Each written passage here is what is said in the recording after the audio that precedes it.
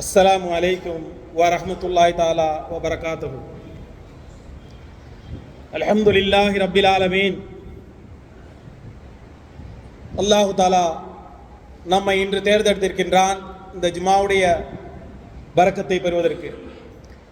உலமா பெருந்தகை அவர்கள் துவாவினுடைய முக்கியத்துவத்தை எடுத்துரைத்தார்கள்.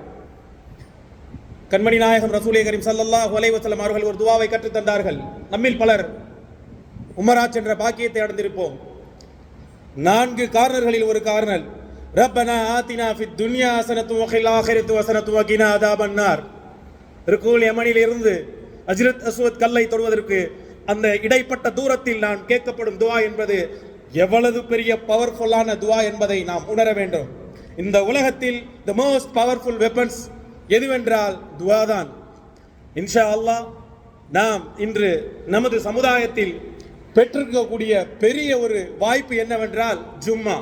அதனை தொடர்ந்து நாம் பெற்றிருக்கும் வாய்ப்பு என்னவென்றால் இளைஞர் சமுதாயம். அதுவும் குறிப்பாக நமது மாவட்டத்தில் இந்த ஊரில் அவ்வளவு இளைஞர்கள் இருக்கிறார்கள்.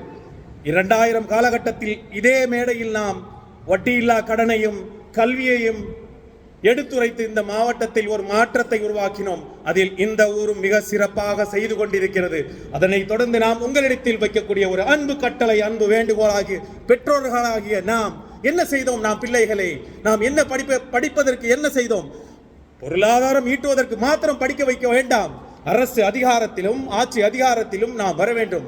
இக்லாஸ் IAS அகாடமி சென்னை மவுண்ட் ரோட்டில் இயங்கிக் கொண்டிருக்கிறது. நம்மில் பலர் இன்று சென்னை பல கல்லூரிகளில் படித்துக் கொண்டிருக்கிறார்கள். நமது இளைஞர் சமுதாயம் அவர்களை நமது வளாகத்துக்கு வர சொல்லுங்கள். நாம் அங்கே என்ன செய்தோம் என்று பார்க்க சொல்லுங்கள். நாம் யாரிடத்திலும் எந்த ஒரு உதவியும் கேட்கவில்லை. படித்த இளைஞர்களை நாம் கேட்கிறோம். அடிப்படை தகுதி பட்டதாரி அவர்களை எம்மிடத்தில் தாருங்கள். அவர்களை நாம் படிக்க வைத்து மேலே சென்று அவர்களை ஆட்சி அதிகாரத்தில் நாம் பயன்படுத்துவோம். அல்ஹம்துலில்லாஹ் ரப்பில் ஆலமீன்.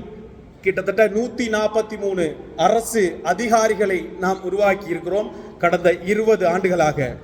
அதில் நாம் பெருமை கொள்கிறோம். இன்ஷா அல்லாஹ் வரக்கூடிய காலத்தில் ஒரு IASஓ IPSஓ உருவாகுவதற்கு வாய்ப்பு இருக்கிறது. துவா செய்து கொள்ளுங்கள். அவர்கள் அந்த கடைசி இன்டர்வியூவில் இருக்கிறார்கள்.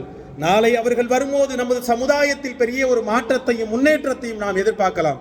வெளிநாடு வாழ்க்கை என்பது சுகமல்ல, சுமையானது. வர வேண்டாம் என்று நாம் சொல்லவில்லை. ஒரு IAS ஆபீசராக வாருங்கள். பச்சை பேனாவை கொண்டு கையெழுத்து இடுவதற்கு எவ்வளவு பவர் என்று நாம் உணர வேண்டும்.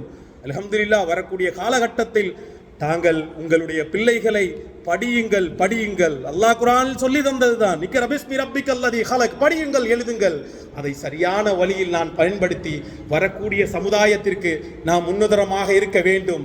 குறிப்பாக 4 ஜும்மாக்கள் வருகிறது என்றால் பள்ளியின் நிர்வாகிகள் உலமாக்களிடத்தில் இருந்து சொல்லி ஒரு வாரத்தை கல்வியின் முக்கியத்துவத்தை எடுத்து சொல்லி அரசு அதிகாரிகளாக உருவாகுவதற்கு என்ன செய்ய வேண்டும் என்பதை சொல்ல வேண்டும் என்று அன்பு கட்டளையாக நிர்வாகத்திற்கு கேட்டுக்கொண்டவனாக நாம் இன்று 18 மாவட்டங்களில் இந்த பணியை செய்து கொண்டிருக்கிறோம். அதில் உங்கள் ஊரும் ஒன்று.